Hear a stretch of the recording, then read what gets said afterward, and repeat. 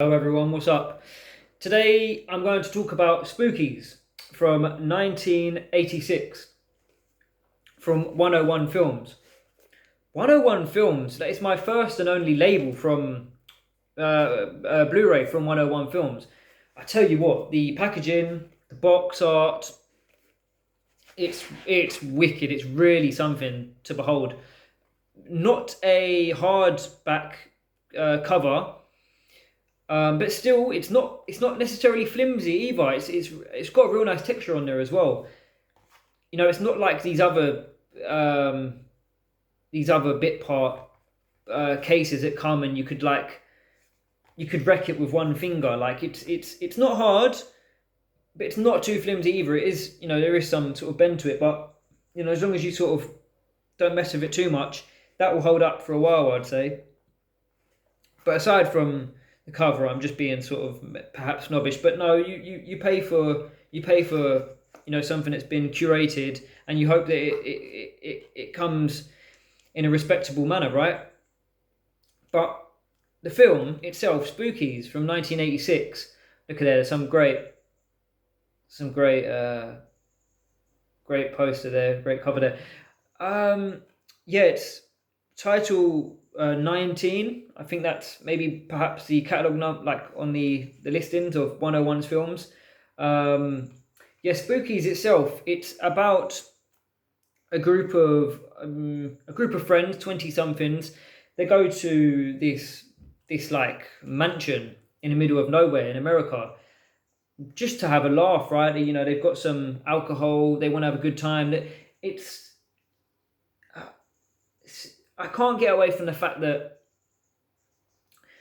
this is based on, there was a film before Spookies was a thing, and it had another name entirely. Like there was another film that they were shooting, and so what sort of really gets me is that there's like the friends that go to the mansion to have a laugh. They're all quite, some of them, yeah, do feel like they could be friends in real life. They're all sort of around the same age, perhaps the same attitudes and whatnot. But then there's like this couple.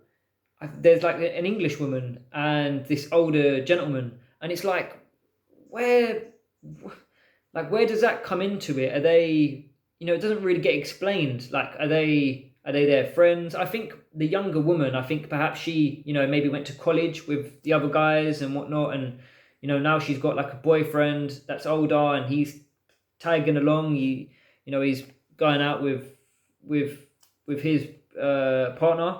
Perhaps that's the case. That's what I can sort of narrow it down to. It's a niggly thing, but it's just something that sort of always creeps to my mind now that I think of Spookies. It's just like sort of, because there was a film prior, and then they sort of made this film like Spookies. I wonder how they felt about the editing process and what the final film looked like before they released it. But anyhow, they did, and I'm really happy they did. In fact, I'm really quite pleased with the film. It's not one of my favourite films, but there's something to love here. And I've said it in previous videos, and that's, the practical effects. When filmmakers bring passion and love and care and sort of, to create these monsters, and there's plenty of them. Like as the film progresses, and this evil dude that wants to sort of like take their souls, so his dead corpse bride can be brought back to life. He summons a series of like monsters to kill off the like the young 20 somethings, and each of them, that is the mudmen that fart nauseous gas, and this lady that can, like, in a few shots she turns into this massive grotesque spider, and like there's really there's some cool things to look at here. And that's probably what it's got going for it here. I did enjoy the story. I do sort of like that formulaic sort of, and well, I say formulaic, it would be formulaic today, but back in the 80s, they were all for sort of like, a group of adolescent friends or whatnot go into this place to have a laugh, and in horror films they get eaten and killed and butchered by who knows what. But yeah, so I did enjoy it. Like I said, it's not my favorite. There's really some cool stuff to look at, some cool monsters.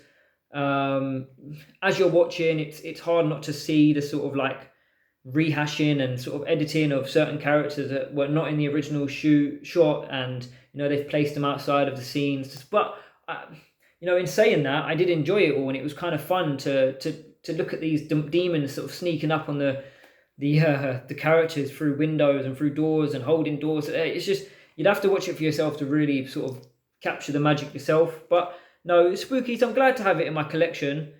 It's definitely one that's found a home with me. It's, in terms of the physical media side, comes with a really cool little booklet. Lots to read in there. There are a lot of words about like the behind the scenes and the making, and I imagine it talks about all the years that went into making this film, because it did go through a number of stop and starts. What I find infuriating is the fact that I won't even sort of, like, the writing here, it's so small that you're going to have to like stick your face up to that if your eyes are not up to par or up to scratch. Like, and I do appreciate the artwork, and there's a lot of colors and sort of blood splashes that are sort of very fit the tone of the film, right? But there's a lot going on in the booklet, and it's like, if you are going to provide a booklet, make it so it's easy to read, and it's fun to read, and it's easy, not something that you have to squint at. That being said, I do appreciate it.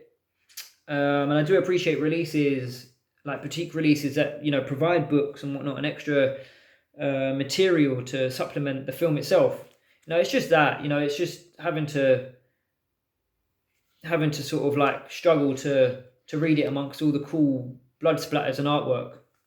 But yeah, it comes on two discs, because there's a documentary. The documentary is called Twisted Tale: The Unmaking of Spookies. So there's a lot to sort of delve into there. Yeah, a lot to delve into. But yeah, as I say, that's my little talk on Spookies. Thank you for watching. What do you think of Spookies?